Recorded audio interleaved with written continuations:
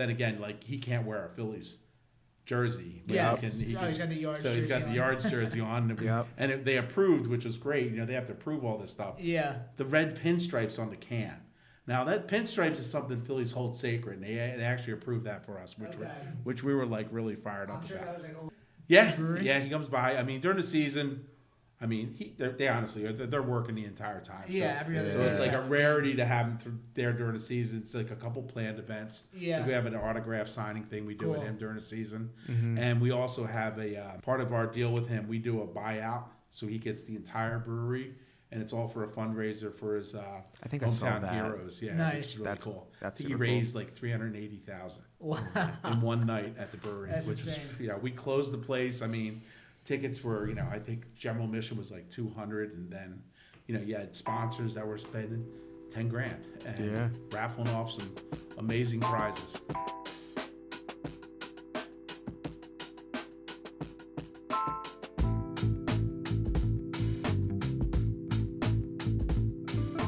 Welcome back to the Brew That Podcast. I'm your host, Richie Tevlin, joined as always with Evan Blum. And today we have on Tom Kehoe of Yards. Welcome.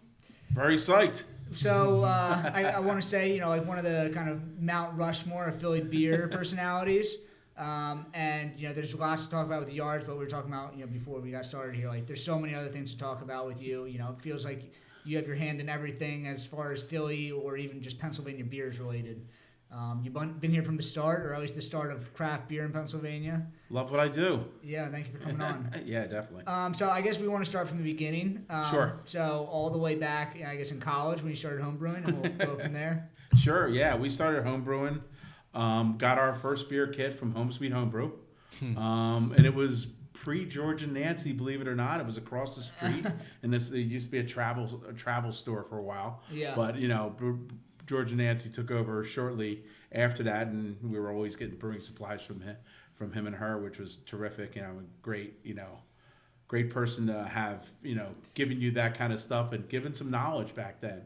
And how long were they open before you guys started going to them? Within a year, pretty much, yeah. Hmm. So they opened probably 89 or something like that. Okay. And we were, that's about when we were, Getting started. Yeah, we were starting a little bit earlier than that. But it was great, we would brew in the dorm room. Yeah. We had all the supply of bottles we wanted, even if we wanted to get, the heavier returnables, we had all that.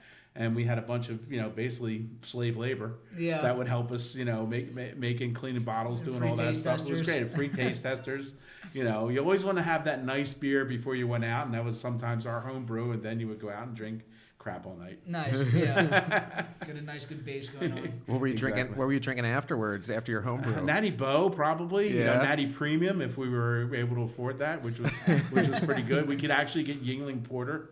That's cool. Yeah.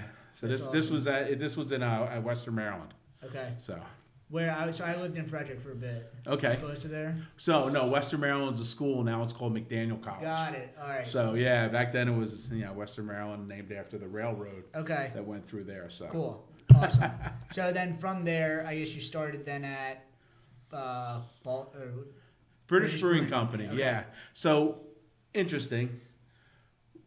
When I was brewing and John was brewing, one of the professors came up to us and said, I hear you're making beer. And we were just like, yeah, but we just give it to our friends and we're all of age. Yeah. Thinking we're getting in trouble, right? And he goes, I'm a big home brewer. We brew almost every weekend. Why don't you come by and bring some of your beer? We'd love to try it. So he was a math professor, John Clark, Dr. Clark. Yeah. And he, had us down there. We were making a beer, all grain. We're with these guys making all grain. We're just sort of hanging around. First all grain, okay. Yeah. I mean, we still went back and did, the syrups. The malt syrup and everything. But it was just awesome, being there. And it's like, so, all right, we're done. We just got to wait now. It's like, what do you want to do? Go to a brewery? And we're like, sure. So we end up going to British Brewing Company. The guy that ran it was this crazy English guy named Craig Stewart Paul, just all personality. He was amazing. And, he's like, oh, come on, we'll give you a beer. And we walk around and we're looking at him just like, this is exactly what we just did. It's way bigger. But it's way bigger. It was a 7-barrel system. Okay. And, it might have been 10. I think it was 7 now. And it was just awesome. You know, we were there, and it was really a wild kind of system because they had an internal coil that was propane. So it was like a flame that shot around a coil on the inside. So it was like we get caramelized on there, almost like direct flame, like a Pugsley system, or like, you know, the direct flame systems that we started out with. You know, that you would get like this almost browning thing going on, and everything. It was really cool. And we just make some awesome beers. And we had the brewmaster was Steve Parks. Yeah. And you know, he went on from there, and he actually runs the American Brewers Guild now. Yeah. So it's another legend in the game. Yeah. So. And it was all, I guess I'm assuming it was all British beers that you guys were making there. Yeah. Okay. Well, yes and no. I mean, it started out Oxford Class was what they called an amber ale, but it was basically an ESB. Okay. And one of the ones that sort of really got him famous was the beer was made for Craig's wedding, which was a raspberry wheat, and it was like Beer Fest. Yeah, it just took off, which was great. And in college, did you know you wanted to like get into brewing as a profession yet? Not yet, although it was something that would be really cool to do. Yeah. You know, kind of thing. You realize, you know, can you make money doing this? We were basically volunteering down there. I think my first payment was a Happy Meal. Basically, he took us out and said, "Do you want one of these?" It's like, "Yeah, sir." And he basically bought us lunch. He bought us a Happy Meal. It's like, that wasn't enough to fill me at all. But it was pretty cool. No, but it was funny. They would do cask ales. And we would do cask ales for Bertha's in Fells Point. So eat Bertha's mussels, you probably see that things. So on Friday they would have cask ale night, and the brewery would walk in with a cask of beer, amber, whatever it was going to be. Oxford Class was the name of the beer. It was really still a great name. It had a big buffalo on there, like pulling the reins or something like that, or.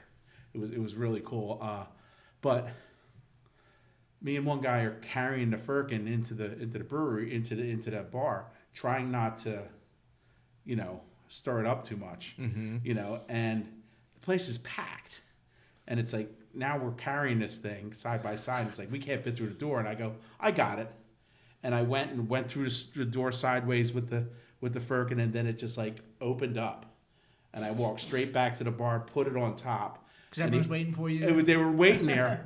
The bar owner's there with a mallet, put it in the stillage. He goes, hold it. I'm like, I held the thing. He whacks the spigot in, and he's like, start filling, because they pre-sold the glasses too. So everybody's just handing us glasses. We're just filling the glasses, and the thing kicked in like, you know, an hour, if not less. And I was like, at that point, it's like. Yeah, this is what I want to do. Yeah, that was like the defining moment. This is what I want to do in my life. That's very cool. It was really neat. Yeah. So you started working full time, or you went and got an MBA, did a real job, and then came back to this? No. I actually, you know, worked there for the rest of part of the summer, and then actually had to go back. You know, Jersey, where I'm from, Haddonfield. Yeah. And you know, got a real job for a little while. Then ended up bouncing around. I was living in Annapolis for a little bit, had a few different jobs, and you know, the whole time thinking, yeah, this is, you know, got to get to this some point where we're going to do this. Yeah. And my original partner John, he had a real job too. He was doing sales, right? You know, in Old City. Yeah. And you know, it was just like looking at each other, talk on the phone all the time, and say, yeah, we got to do this, and we'd brew together, you know, at his place or my place or whatever it was, and just, you know, just have fun. Yeah. And yeah, they just decided it was time to go. Time to go. We found a place. So we needed equipment, and we couldn't really afford. We really had no money. Yeah. You know, but you know, we were working. We built up credit, and we had credit cards. That was the big thing. We had some cash. He found a place called Terrace Consolidated Industries. Now we have a bottle cap gauge in our lab that's from Terrace Consolidated, and I always look at that and laugh. I go, you know what this company is? So they did batch equipment for Coca-Cola, Pepsi, whoever needed it, really small stainless steel tanks. So we asked them, could you build this for us? And they're like, sure, we modify tanks all the time. That's what we do. So we had them do a kettle for us, and we had them do a mash tun, insulated and everything. and they said the only thing they couldn't do was do the bottom of the mash tun. And I go, I got that. I'll give you that story too. We could really spend a lot of time on the beginning days, but so we ended up buying this equipment from them, and the bottom of the mash tun took forever, but I ended up buying like 60 cobalt bits and drilling every hole there, and then countersinking it from the bottom, so it would spread out on the bottom, so it wouldn't be a gentler pull through and things like that. So it was really cool, and a funny. They made it so that it fit tight at the bottom. Yeah. They flared the bottom of it was almost like a lid they put in the bottom and flared the bottom of it so it would, seal. And it worked out amazing. Still has it. We used it at when we were on Delaware Avenue for a couple pilot brews and stuff like that. We still have this stuff. It was direct fire. It was direct fire. Just the same firing stuff that the Pugsley systems would use and everything. It's not Pugsley. It was there's another name for it, but I forget. Yeah. But yeah, so. So how long do you brew on that? I guess I've heard that you guys couldn't even afford a canning line or not even canning lines, a bottling at that point. So you guys just our brewery was only a little bit bigger than this room. Well, it was about 1,000 square feet. It's actually the same size as our garage space at the current brewery. Okay. So that place for the pool table, the game room, and everything. So yeah, we didn't have any room at all. We just did cask, and it was all cask conditioned. We didn't have a bright tank. So everything was in cask. Everything was in cask or in kegs. Cool. It was being conditioned in the kegs. So it was pretty. We didn't have it then. And who were you selling to at this point? At that point, I guess our original 13 accounts were the ones we delivered to, and then Eddie Friedland from Friedland Beer picked up our beer after that. But it was like Sugar Mom's, Khyber, Dawson Street. Dawson Street was the first one. Kavanaugh's, Brownies. Was Standard Tap even around back then? Standard Tap wasn't around yet. No. Wow. Yeah, exactly. Yeah, William was still brewing at Sam Adams on Sampson Street at that point. So that's 94, 95 right there. So yeah, and anybody else that would buy it, we had like 13 original accounts, and then we would get more once we got with Eddie Friedland. We were only able to brew 3 times, or we were only able to brew 4 times a week originally, and then we were able to get up to 6 times a week. So we maxed out that place. And you guys were still with Eddie Friedland. You guys were distributing cask conditioned beer. Yes. Through him. Exactly. If I were to go to my distributor with a cask conditioned beer, they'd be like, no. Yeah, exactly right. They barely want to take our firkins right now. Yeah. That's crazy. So yeah, but these were halves and quarters and everything else, and they were all cask. Wow. So it was pretty, and they were all Hop Stevens, 2-prong. Wow. Because that's what we could afford. We couldn't afford straight-sided kegs. That's crazy. And this was, so then there you moved to Roxborough. Yep. And how long were you in Roxborough? And did you scale up from there, or was that we scaled up from there. We went to like a local, again, having all the equipment made, a local manufacturer down in Atlantic City called, his guy's name was Frank Noor, but it was like Atlantic Welding. And he made tanks for like everybody. He was like sort of, they would sub tanks out to him all the time, and he would make fermenters and things like that. So we ended up getting basically a 25 to 30, basically a 30 barrel brewery from him. Wow. Totally over. From 3 barrels to 30? 3 to 30. Or we called it 25, but it was pretty much 30. Yeah. And the mash tun was way oversized. It was great. You could just get great gravities out of it. Nice. It was awesome. It was the V-wire mesh floor. Yeah. And you didn't drill these holes in this time? Didn't drill the holes in it this time. And it was worked out pretty good. I mean, for making the beers that we were doing, it was great. And again, direct fire. So that's probably as big as you ever want to go for a direct fire is 30 barrels. So. So this was, you were in Roxborough for a couple of years, but then then at some point you moved to where Philly Brewing is, right? Yeah, so is that the same system? The system that Philly Brewing has, is that same? I assume it's the same system. I was told that Steve Parks built that system. Well, maybe through me, maybe. Yeah, maybe mix the stories. But that's okay. Yeah. Okay. Yeah, I mean, I've brewed on that system. It's okay. That's crazy. Yep. Yeah, so the original kettle would have been the hot liquor tank then. Okay. I think that got relegated to the hot liquor tank. Yeah. The mash tun was still the mash tun. Yeah. And we got another kettle from somebody else in Cool. Pennsauken. Local guy making it locally. We gave him all the specs. Here's where the whirlpool inlet has to be. All this kind of stuff. Yeah. So it was. What was it like in the early days and just like growing with craft beer, So I mean, craft beer was not everywhere. Yeah. I mean, you had to convert somebody to be a craft beer person, and it's almost you were just like educating people all the time. I mean, you were just really telling them, like, this is what would you want out of a beer? This is this is what we're trying to give you. It's like the European beers, things like that. It was you just educated people all the time. And you knew they were ready because now they had Yuengling and Guinness on tap. Yep. And it didn't have to be fancy fizzy yellow beer anymore. So it was like people were taking the chance, going a little bit further. Sam Adams was out there. If they had Sam Adams, you knew it. Like when you go into bars, did they still have like 8 to 12 tap lines, or was like every place like 4? That's the thing. People had the 4 taps. They might have. They were starting to add more taps. I remember going to London. Yeah. London, the bar on Fairmont Avenue. Yeah. I mean, it was a big thing when they got 10 taps. They had 4 before. That's what people had. They didn't have many. That's crazy. Bridget's, which was right around the corner. Yeah. They had 4 taps. They were all Stoudts. What? All Stoudts Brewing Company beers. Okay. And they were all Belgian style beers, so they weren't all stouts. Yeah. They were stouts. I got Which was really cool. This guy, Michel Notre Dame, he was into it. Met Carol, and it's like, you're the only beer I'm going to serve. That's really cool. Things like that. People like to take ownership in the new breweries that came along and that they made a relationship with. Definitely. And that's what it was about. It was making relationships. When you're delivering your own beer, they're seeing you make the beer and you're delivering it to me.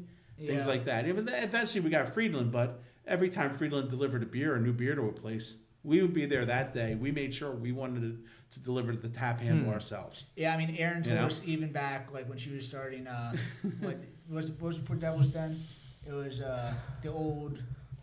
The one in Manayunk? Yeah, the one in Manayunk. She was like, like you would show up, Brian would show up. The Eagle. The old Eagle. Old Eagle. Yeah, and it was like, you guys were showing up and like, it was kind of like a different vibe to the whole industry back then. Yeah, it really was. It was really neat.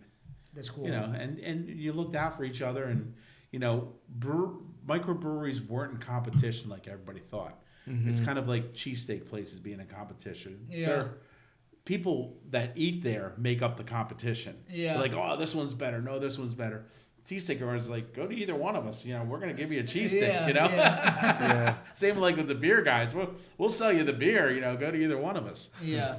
And it was even funny, even the sales reps back then, you would, be out, you would have beers with them. It's like, oh, they don't have an English ale. We're Victory. We're serving this German crazy stuff. They need a ESB. I talked to him about this before you came on. It's like you guys were brewing the English ales. Yeah. Victory's brewing German lagers. Yeah.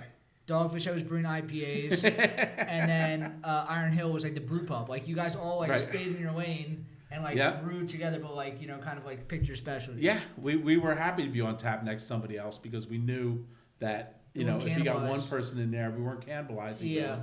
Unless you were like the only craft on. Yeah. And then you got a second craft, then it divided in half because some people might want one of each. They were just drinking craft because it was there and local. So yeah, I remember that happening a lot of different places. So yeah, so like you did all the work of getting in there. Yep. Now you open the floodgates. Everybody's in. That's funny. Yeah. So then you moved from Roxborough to where Philadelphia Brewing is now. Yes. You guys were there for a couple of years. 5 years. 5 years Roxborough, 5 years there. Okay, cool. About a year and a half at the original place on Grams Avenue. Cool. Yeah. So then Bill and Nancy were there. Yeah. We heard from John. That what's it called? Joe Badia was a brewer for you at one point there. Yep, Joe was there. Yeah. we had our famous packaging guys and Joe Badia and then Kurt Weil in the packaging line. Guy was amazing. Yeah, that's funny. It's like cast of characters coming through. Yeah. but Joe, he cut his teeth working at Neversink. Really? Out in I guess is that Reading? Yeah, Reading. And then, bounced around to a couple different places.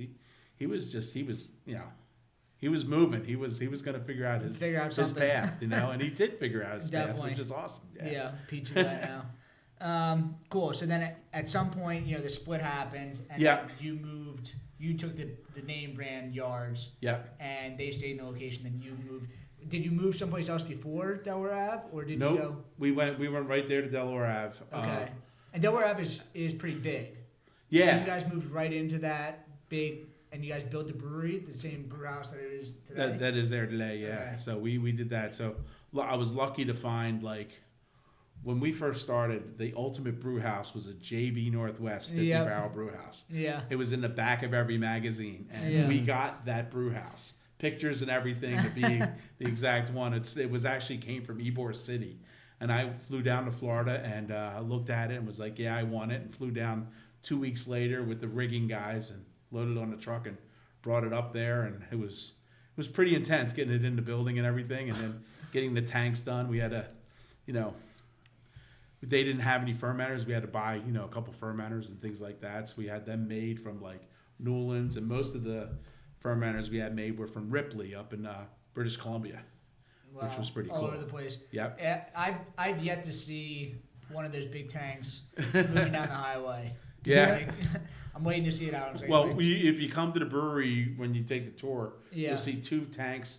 One of the first two we got from Ripley that have dents in them, and it was because it hit the underpass going on 95 into Delaware Avenue. So you take that Delaware Avenue exit off. Yeah. And going under there, the guy clipped it. Boom, clipped them both. It was That's crazy. Funny. But, you know, they watched out after that because they thought they had the clearance. Apparently, you do on one side and not the other. Oh, my God. Wow, yeah. Just tight. Yeah. But nothing wrong with the tanks. Everything, you know, they came there. You know, welders made sure that, you know, the jackets weren't. Because right there at that turn, it was right where the cone meets the sidewalk. Well, I might look at it every single time. Yeah, so right there, there's no jackets. There's just nothing but it's a double wall. Okay, so, yeah. And inside it's not dented. So it's just that outside jacket. And now it's kind of cool. Now it's like, I think you can point that now. We used to do that. We got a couple tanks from Dogfish Head, and all they would talk about, it's like, yeah, Sam did that dent with the forklift. And, you know, just like, you know, we don't let him on the forklift anymore. And that was 30 years ago. So the first time I had to use a forklift, nobody told me how to use it.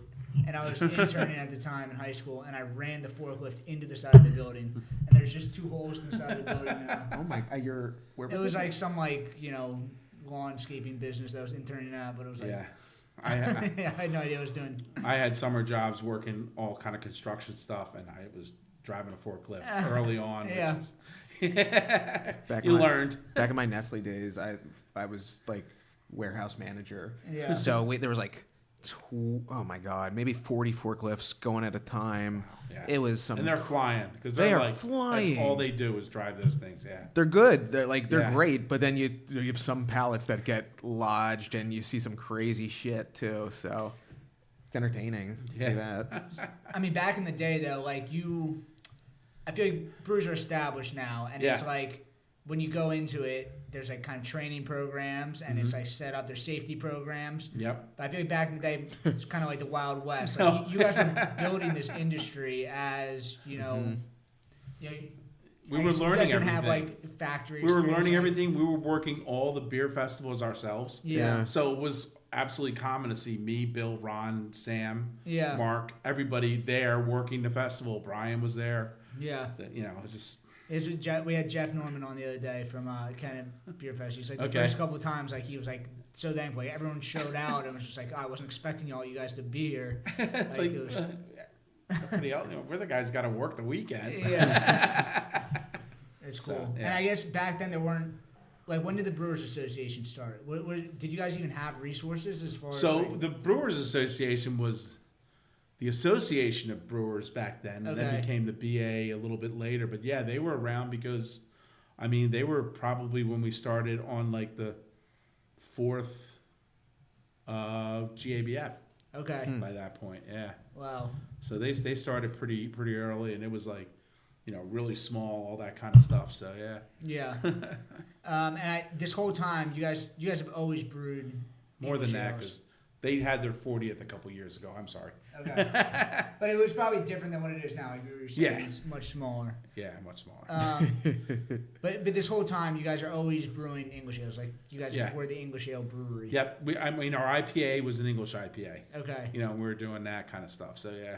Yeah. We did an old ale, which was one of our most popular ones, which is pretty cool. Why? Like, what made the style? Why English? Like. Well, it was partly working at the British Brewing Company. It's the styles that we liked going out. It's like we would go for a Fuller's, double diamond. If we get a Young's, that's the kind of beer we were drinking when we would go out. Bass, all the time. That was the beer we liked. As far as the German lagers, it was like it wasn't exciting. Yeah. The other stuff was a little bit more exciting. I think. It was probably turning out to be a malt head at that point, but porters, things like that. But I mean, Yuengling porter was just like, if you get that, it's awesome. So. And like, how many barrels were you guys producing? Like, you guys moved over to this big place. You guys have a 50-barrel brew house. Right. Was it like you guys? So when we ended at in Rice Broad and Hess, where Philly Brewing is. Yeah.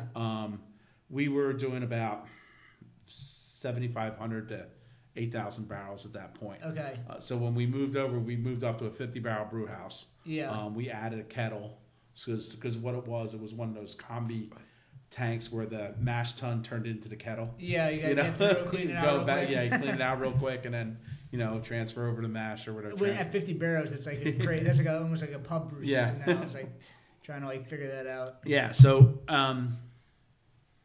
wait, where were we going with this? Like how much volume? Volume. The first year of production we did about 9,000 barrels from August to August or whatever, because that's when we actually finally got going. It took us 8 months to really get everything done and going there, and it was great. Some places just put a cup on top of the Yards tab and said, "This is here when you guys give us beer again." Yeah, which was really awesome. Cool. So we ended up, getting that going and. I think by September of the following year, or the following year, I think we did just under 15,000 barrels, and that's like where the BA cuts you off at being a small brewery, and we were like number one. Nice. That year, and I thought that's like a cool thing, and I totally saved that magazine where we were up at number one at like 14,000 some barrels or whatever, and then the following year in September we eclipsed 15,000 barrels. Nice. Because we were growing probably 40% a year. Wow. Which was great. I mean, it was just, everybody was. If you just didn't have the capacity, it just, and then, we got to maybe, I think that year, almost 20,000 barrels, and then moved up next year, we had like 29,000 barrels, So it was just. What was the tap room vibes like back then? Were they like? So our first tap room was on Delaware Avenue. Okay. When we were still in where Philly Brewing is, tap room were still, as a brewery, it wasn't normal. It wasn't really normally. It wasn't set up. Okay. Set that way. Just after we got to Delaware Avenue, then tap rooms really started to become a little bit more prevalent. Yeah. And the laws changed. We still had to go when we were in Delaware Avenue get our GP license. What's that? G license is your general brewing license. Yeah. GP is general brewing and pub. So you had to get a pub license. You paid another $750 a year, which was nothing really. But I mean, to get the pub license, and they would inspect you for the pub thing and all that kind of stuff. Now it just comes with your G license, all that stuff. Now you get 3 of them. Right, exactly. Hopefully 5 soon. That's one thing the Brewers PA is working on. Nice. To so that's another symmetry thing. With. So this whole time you were also involved in other things. So when did the Brewers of Pennsylvania start? Because you were a part of putting that together, right? Yeah, originally we did it, and it wasn't really called Brewers of Pennsylvania. I think it was like the Pennsylvania Brewers Guild. Yeah. And it was like Dan Weyerbacher was our president, and that started really early on, probably like 99. Wow. And then it disbanded probably 2004, let's say. Yeah. But then it really started up again, I think in 2009, maybe 2010. Okay, cool. We all met at Victory. Even Yuengling was there, and we decided let's write this up and make it something. Yeah. Yeah. So. Was there something that led to it, or just at the time? There was something that led to it, and it was I'm not going to get it absolutely right, but there was some legislation coming down that, really would have, kind of crushed us. Mm-hmm. And it was a beer distributor thing where not only, I'm not sure which one it is, but Straub, who had a really tight relationship for hundreds of years with people in legislature and the guy that was sort of head of the majority, was like, oh, this is going to hurt your business. So he killed the bill, and we realized we have to be a group that comes together and does all this stuff. We hired a lobbyist and things like that. Turned out to be not the right one for our group, so we switched a couple times, and now we basically are using our own tools and our own executive director to really help us lobby and things like that. But we're big enough now that there's a Pennsylvania Beer and Distilling Caucus, which some of the House members are all part of, which is great. And everybody, almost every House rep has a brewery in their contingency. Yeah. Constituency. Yeah. That was something that Eric was talking about when we had him on from Jersey. They had some crazy stuff going on over there. Oh my gosh, yeah. It's seemingly getting a bit better, but there's still some laws for sure. Thank you. But yeah, he was saying like everybody in legislation at this point, like they go to a brewery. Yeah. Like it's just near where they're at. So it's something that they want to be a part of that and help everybody out too. Right. And I always look at the map. Is there a brewery near here? Mm-hmm. Yeah, there definitely is. Every single town now. Mm-hmm. Yeah, it's great. So, I mean, in the beginning, like we've talked about it on a couple of different podcasts that really in the last 5 to 10 years, Philadelphia has started to explode with breweries. Yes. And like before that, like we were a big brewery town, but there weren't many breweries in town. And you guys are like the only, I guess, regional sized brewery that's located within the city. Yeah. So it's a little bit different than everybody else in the state. Like you guys are like, I mean, it's different to be a city brewery. Like you guys are just operating differently. We really do. I mean, our space is, a premium because we're paying for that kind of space in the city. It's also, we're paying more taxes to be in the city. Definitely. Things like that, but I think we do have a lot of advantages. Some are advantage of our workforce. Yep. The workforce is near to the brewery. They're easy to get to. We definitely have a better resource for that than I know other breweries just struggle to get good workers, to get good people to come in and do their brewery. Mm-hmm. Yeah. And also you have the tap room that's just like insanely busy all the time. Exactly. It's part of like being part of a neighborhood, things like that. Mm-hmm. I think there's other areas where, it's a destination for people to go to. Yeah. To visit. I mean, heck, you have 1 million people going through Hershey and they're all going to Troegs. Definitely. Yeah. Even the kids. Yeah. But yeah, it's very cool that you guys kind of like, put your stamp on, and like a lot of your branding like is very Philly centric. Yeah. Speaking of, I guess this is a good transition to Philly standard. So, excuse me. The only, I guess, Philadelphia-based regional brewery, but then also the only brewery that I know of that's like a craft brewery around here that does athlete partnerships. Yeah, it was, it was a stretch. We were scared about doing it, because, we're not the big guys. Yeah. Not even close. I mean, we're a big brewery, but only in just relatively. But you're also relatively a super small brewery. Exactly. I mean, Yuengling and Sam Adams are small breweries compared to the big guys. Yeah. But it was an opportunity that we're always trying to do more with like the stadiums, things like that. Mm-hmm. And I think they got wind, especially the agent, like players weren't able to do endorsements, things like that. They still aren't in football.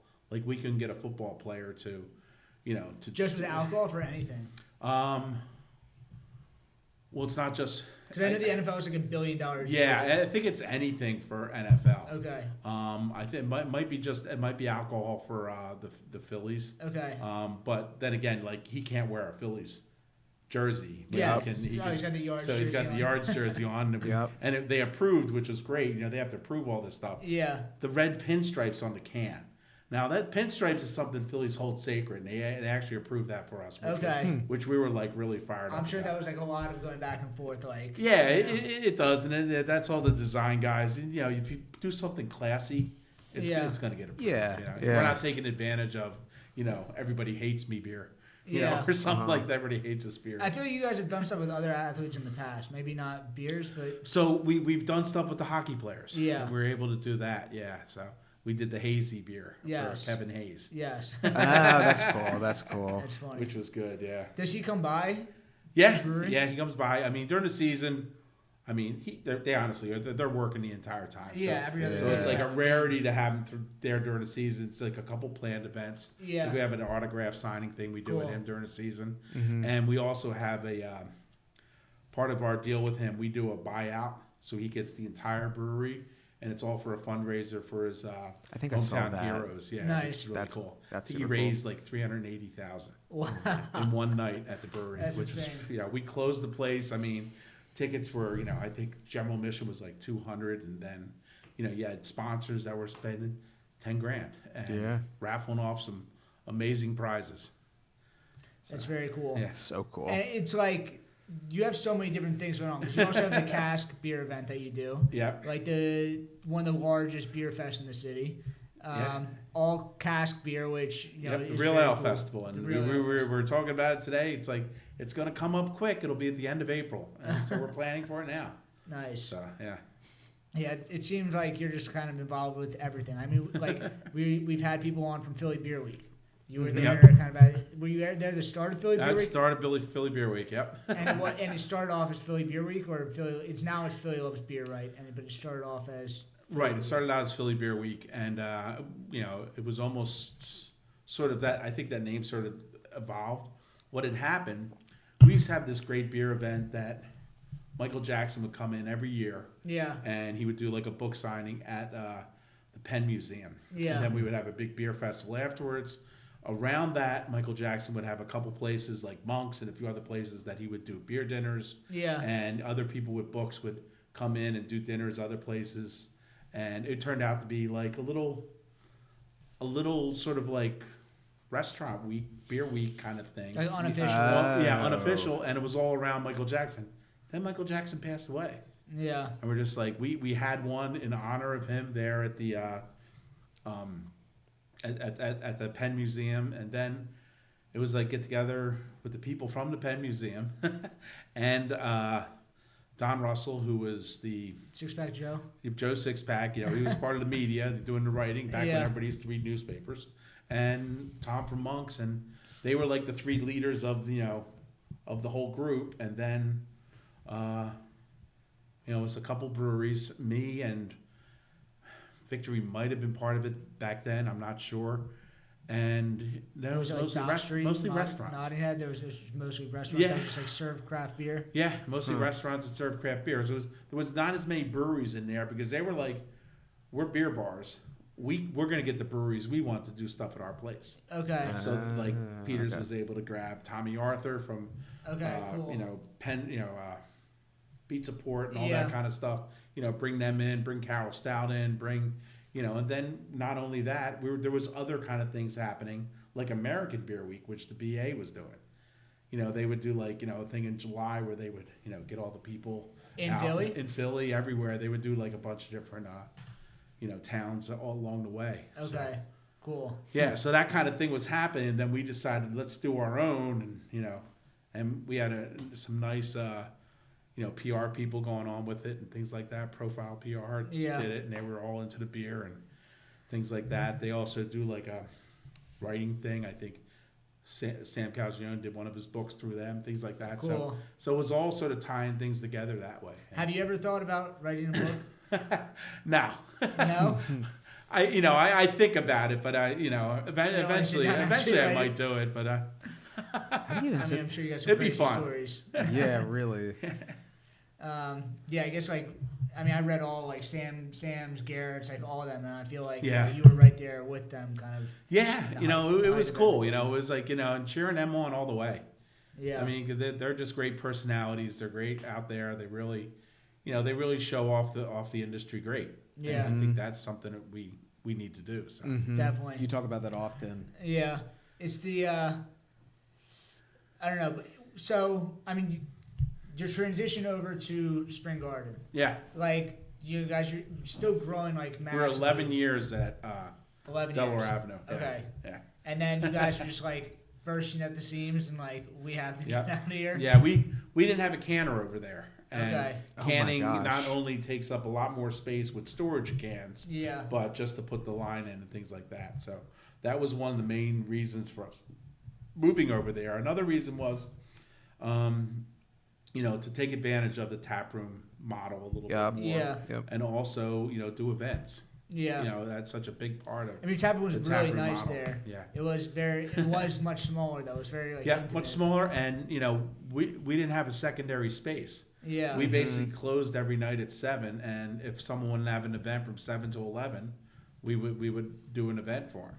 In the brew house? In the tap room. Okay. On Delaware Ave. So Delaware Ave closed every day at 7. Wow. That's crazy. Yeah. One of my favorite parts of your tap room is the window to the canning line. It's such a cool thing to see see behind the scenes. Yeah. And I feel like that used to be a thing where a lot of breweries their tasting room you could see into the production floor. Like now tasting rooms have turned into just bars. Right. Yeah. But I do like that where it feels like you're actually within the brewery. That was part of our goal when we decided to build this brewery and we hired our architects and things like that. It was, we wanted to be able to take people through a tour. So we actually had a tour path going through the brewery. Yeah. But when people were sitting there eating, they could admire the brewery because you got our brew house right there. You got our canning and bottling lines right on the other way. And then, even if you're upstairs at the banquet space, you can look straight across at the brew house, things like that. Out front are the tanks. Yeah. You can actually have a beer and a meal underneath the tanks. Yeah. And that was funny because we were getting all these ideas from our architects, designers, and it's and I was out at a CBC or something, and our tank manufacturer's there, and I go, "Can you guys make a tank with longer legs so we can have a beer underneath it?" And he's like, "Sure, why would you want that?" And then I handed him the picture. He's like, "I get it. Yeah, we can do that." And so we ended up, adjusting our order so that they could, basically be, 10 feet high rather than 6 feet high. Nice. And that's how you're able to just have a beer underneath the tanks out front. Yeah. And the idea was to make the brewery so that people could, touch it.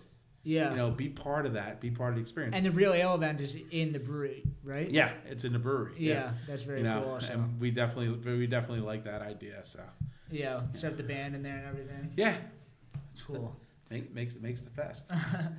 So you guys were a 50-barrel brew house in Delaware Ave, and then how big is the system now? It's a 100-barrel brew house. Wow. It's fully automated. Like at Delaware Avenue, you turned every valve.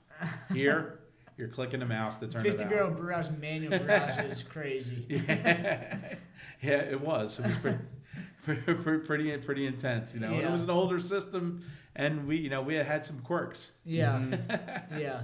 So were there upgrades? Like, did you get different filtering systems, or did you upgrade the brewing system that had extra vessels, or did you see any pitfalls in the Delaware system that then you kind of improved? Oh, when you moved over? Almost everything.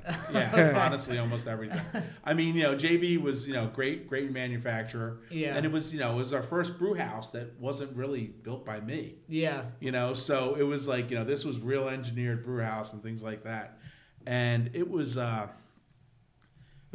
kind of cool to be able to be this is what we wanted to do, and then they would say yeah, we can do that, and every now and then they go, why do you want to do that? And we'd be like, because of this.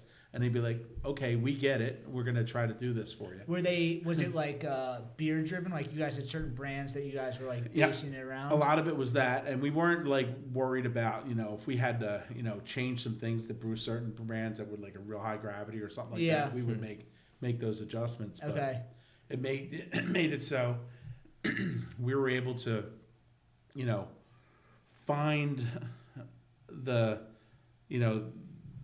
hit what we wanted to hit every time we made the beer. Yeah. And the thing is that they gave us, which we didn't realize how important it was till we actually started brewing it was the consistency.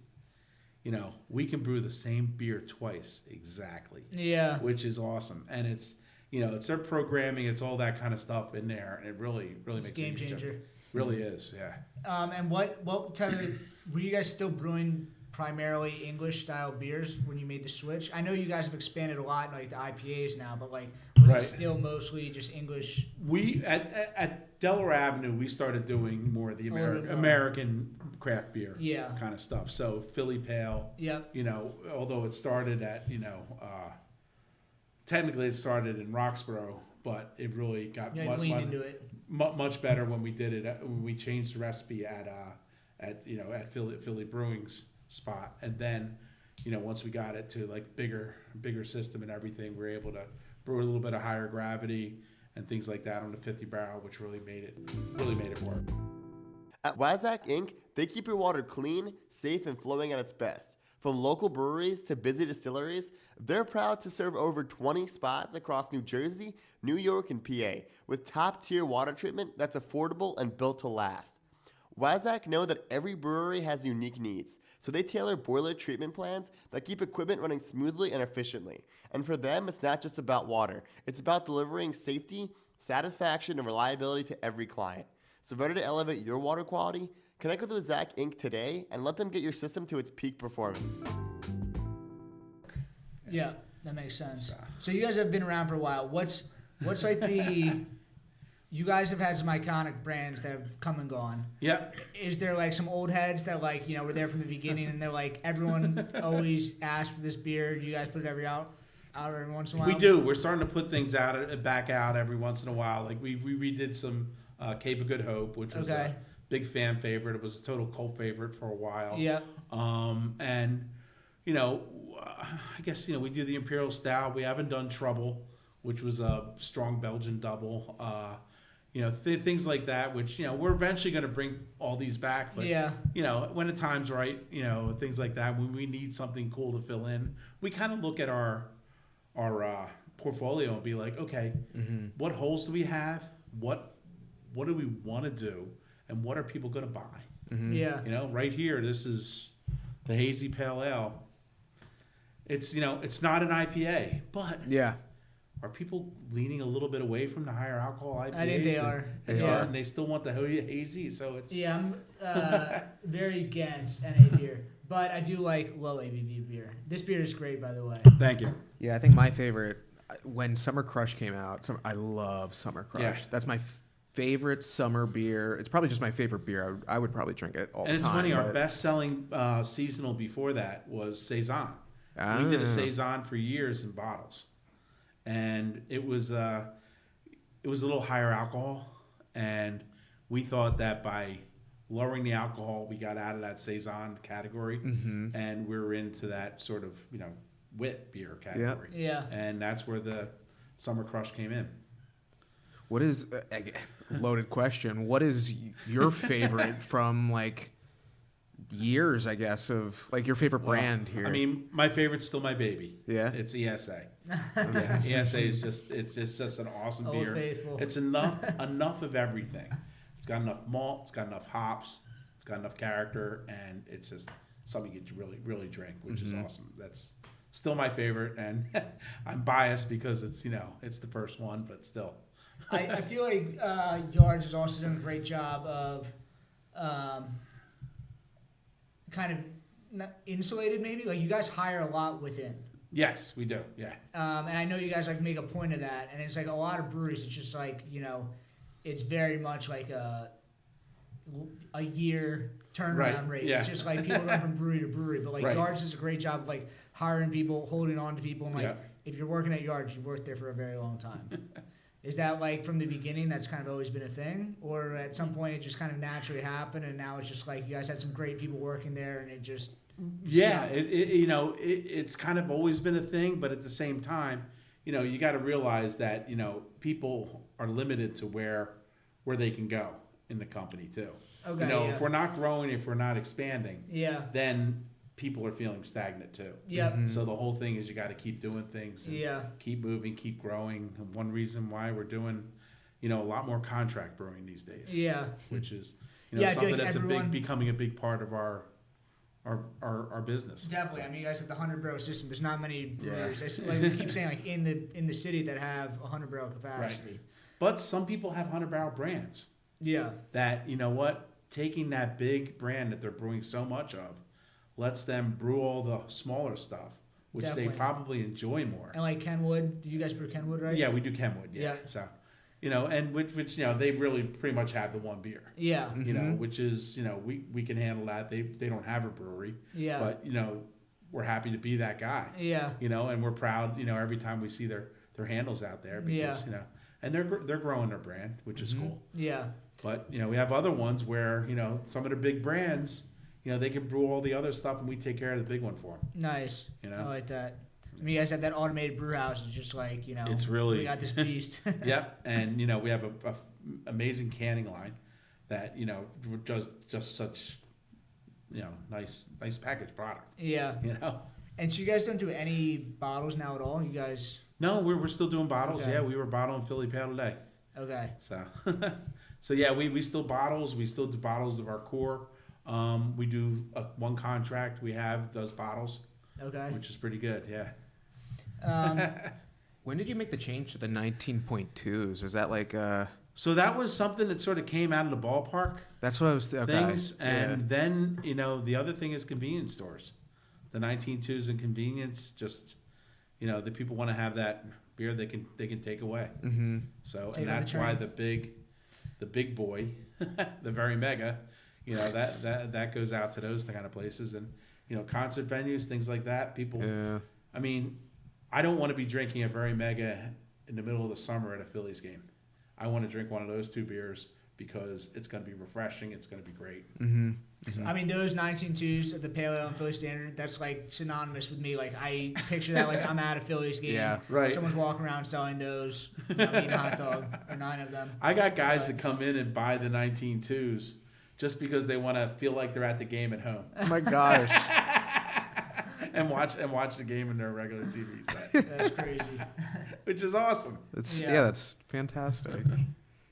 So what is do you guys have plans to do anything else, or I mean, is it just? I mean, I feel like Spring Garden, where you guys are at right now, is like the neighborhood is changing so much. It's like it's almost the neighborhood is coming to you. Yes, which is great, and we're gonna try to make that place as efficient as we can. Yeah. Get the most out of it, and the other thing is, it's like let's look down the road at using one of our storage licenses, or most likely it wouldn't even be a storage license. We'd probably put a brew house in there. Okay, cool. Small on a small end. So you guys do some unique things. Do you only have the 100 barrel brew house right now? So we have a 100 barrel brew house, and within it we have a 20 barrel pilot system. Oh, cool. So all it uses all the same tanks, except the lauter ton. We have a 100 barrel lauter ton and a 20 barrel lauter ton. That's tricky. So we just mash in less to the mash mixer. Yeah. And our kettle is an external boil.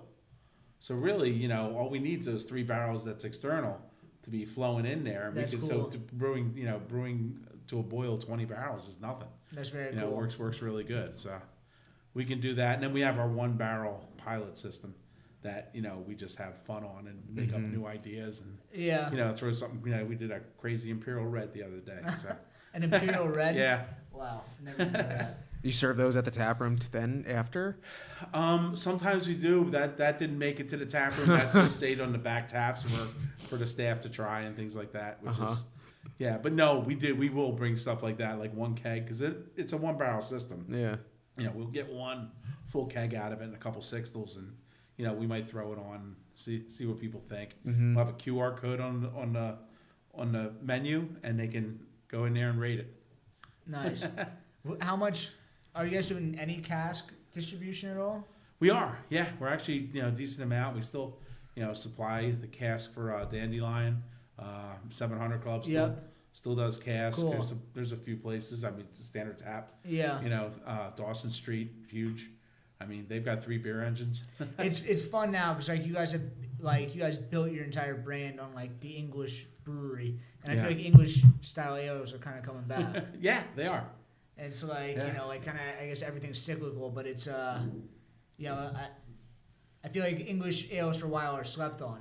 It's like IPAs were so big that like people just forget how like. I always say they weren't sexy. Yeah. English ales were like, it's an English ale. It's not exciting, not a lot of hops, but then you're going like, my God, it's a good beer. Yeah. Like Brawler. Yeah. It's a mild. You're 4.2. It's like you can just pound 3 of them and go back to work. They're so good. Yeah. People just like kind of write them off because they're just like a different style, like ESA or mild. Like obviously there's staples in Philadelphia, but like for the standard non-drinker, that's not a normal style that they're used to. Yeah, it's not. But what's really cool is it's an awesome gateway beer too. Definitely. For them to start getting more into craft beer. Definitely.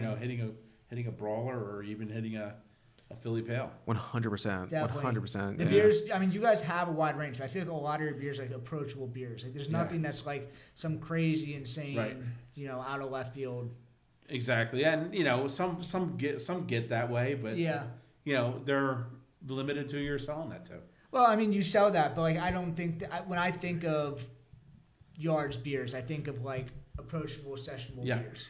Yeah, exactly. And also, when you're thinking about marketing, things like that, your best-selling package is a 12-pack can.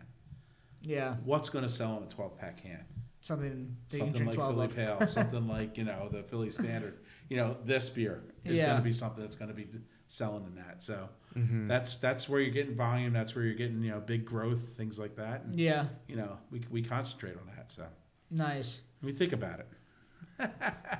So as like someone who's, I mean, you've been kind of the center, like you were saying, like kind of everything that's happened in Philly Beer Week, like in Philly Beer, like you have like, some sort of, some region. Connection. Yeah. Is that from you, or is just like everyone knows Tom Kehoe, so it's like we're doing something, let's get Tom Kehoe involved?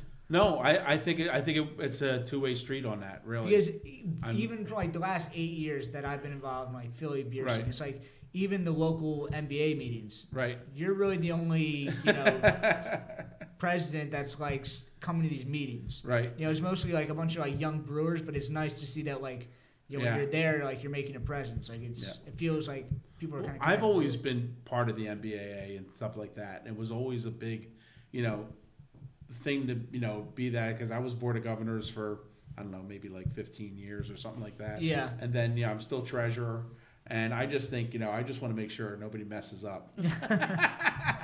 That's part of it. But at the same time, we got a new group in, which is really starting to do some good things, and I think it's going to boost membership. Cool. And membership has changed. Before it was big guys. Yeah. It was the Yuengling, Lion, whoever else was in there, that were most of the numbers. Now it's craft brewers that are trying to increase their skills a little bit. Nice. And even going to the NBA conference. Yeah. The talks are a little bit more geared to the smaller brewers. To the regional brewers, things like that. So, smaller brewers are getting their knowledge from the regional, and it's just working the best way it can. That's cool. We had on Aaron yesterday, and talking about the importance of Pink Boost, but for male brewers, it's also the same thing. Like they need to feel something that they're connected to. And Brewers of Pennsylvania is really for like the owners of breweries, but like the NBA is important because like they need to see people like you. They need to talk to people that are like have been in the industry, that are leaders, and it's just like it's just a hard industry to be in. Right. And the other thing, I'm approachable. Yeah. I think that's part of the. Definitely. Mm-hmm. I think people are afraid. Like I was afraid to go to my NBAA meetings because it was like, no, these are like big brewers. It's like no, they're more interested in what you're doing than you are what they're doing. Yeah. And it was really the truth. I mean, first meeting we attended, I remember was at Yuengling, and I brought one of our assistant brewers with me, and we were having issues with. We were using a Maheen bottler, and we were rinsing the bottles, and we had a bucket full of water and oxine, which is chlorine dioxide. Yeah. And we were rinsing everything, and we were going through, and we would ask them, it's like, this is what we're doing, and it's crazy. Our beer tastes oxidized all the time. Is it the filler? It's like, no, the chlorine dioxide Yeah. is the little drips that you have in there. That's turning into oxygen in the bottle after you package it. Yeah. Because it's not dry, it's just dripped. Yeah. So that was like one thing, and so we ended up switching to iodophor in our rinse, and we got rid of that. All of a sudden, we didn't have the oxidized character anymore. So. Yeah, it's like one of those, like you're banging your head against the wall trying to figure this thing out. And have a 15-second conversation. Conversation. Just, what are you doing? Oh, well, here's what happened. I was like, we couldn't believe it. Yeah. And I think the real issue was we were probably making it a little too strong. So in the bucket, so it was so it was a little bit too much chlorine dioxide in there, which after it kills, the surfactant kills, it evaporates into O2, which is the great thing about it, but not when it's still in your bottle. Yeah. Yeah, like balancing. Do I want to be clean or do I want beer to taste like paper? Right, and then just changing a chemical around or something like that. Yeah. And then realizing it's like, hey, I can always ask these guys a question. Definitely. We did, like our packaging line. Talking to some of these Yuengling guys, it's like, just how to make the feed, not jam. Like when you get down those last 2 bottles, and some guys gotta rattle the. You guys don't do this in England. You guys don't have the bottle rattler guy. No, right. And it's just like it was all about measuring and how what combination of angles worked, and we would never bang 2 bottles together anymore. How tricky were the logistics at the Delaware location? I mean, you guys were so tight. Like the warehouse, the storage. It seemed like it was like playing Tetris back there. It was, but at the same time, I mean, it would have been a lot easier if we didn't have to store our truck inside. Okay, yeah. That was one of the things about that. One of the other things being City Brewery. Exactly. Well, now we don't have to, but it's a much different kind of setup. So, yeah. But that's crazy. Yeah. I mean, I guess you've been here through the brewing industry in Philly. Yeah. Kind of. It's been great. I mean, it's just like you see all the changes. Yeah. You see sports bars turn into gastropubs, turn into themed restaurants or something like that. Yeah. It's all this stuff that's like, it's just the industry. Yeah. And, we've had some rough times in like the late 90s where, good craft breweries were going out of business because there wasn't enough places serving craft beer. Yeah. If all those places were serving craft beer, those guys never would have went out of business. Yeah. And they would have been able to weather that storm. Yeah. Right now, it's like being a city brewery crushed us during COVID. Yeah. Most of our sales were draft downtown. Wow. I mean, like, when you're packaging brewery and you're packaging a lot of draft, we took all that back, dumped most of it. And, that was a big part of the business that still hasn't come back. And a lot of the taproom business, like people on the suburbs, they just kind of open up their parking lots or whatever. Like you guys are in the middle of the city, it's hard to find space. Right, exactly. So, and even today, it's like draft isn't as big as it was before. People have gone on to do more themed bars and restaurants, things like that. So yeah, I know Fairmount Tavern doesn't even have any draft. That's right. It's all they got is cans. Yeah, I was there the whole. Yeah. They have one draft line, but things like that. But it's all cans. Yeah. There's some the stadiums. Stadiums are getting away from draft beer. Yeah. They can count every single can, every draft fill. Yeah, it's hard you to do never know. that. Yeah. That's crazy. Cool. Well, I guess, do you have anything else to say? I mean, like, you've done so much in Philly beer. It's like, hey, we're not done yet. Yeah, no, definitely. Hopefully, we're going to see what happens as the neighborhood builds around us, which is going to be awesome. And did you know all that stuff was coming when you moved over there? I mean, it's the neighborhood in the last 3 years has exploded. Yeah. No, that wasn't. Yeah. Okay. No, we had no idea. Although they did change zoning. Okay. So we had to actually get a variance where 6 months earlier we wouldn't have had to get a variance to do the brewery there. Got it. But they were, the city council was just like, it's not to do anything against you, and we were going to make sure you get through. You're just going to have to do it that the variance way. We're like, okay. Yeah. So, but yeah, it was crazy, Yeah. And that's the beer industry. I mean, there's characters, there's personalities in this industry that drive beer and beer culture. Yeah. And that's one cool thing about Philadelphia. It's always been a beer city. Yeah. And it was a beer city before craft beer came in because it was a lot of people. There was a lot of imports. There was a lot of fun beer happening, and I think it's going to always still be a beer city. I mean, the RTDs, things like that. They're just giving you the alcohol in a different form. Mm-hmm. Yeah. A different way to sell it to you. Yeah. And people are going to eventually choose that or choose beer.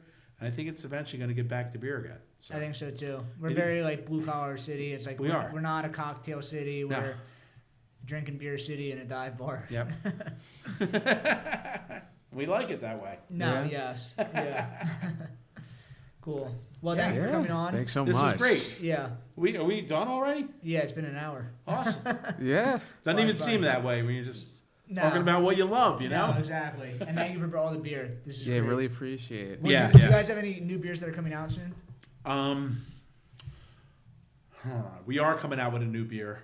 It's going to be a new IPA. That's what it's called? Well, no. Okay. I wanted to call it new IPA, but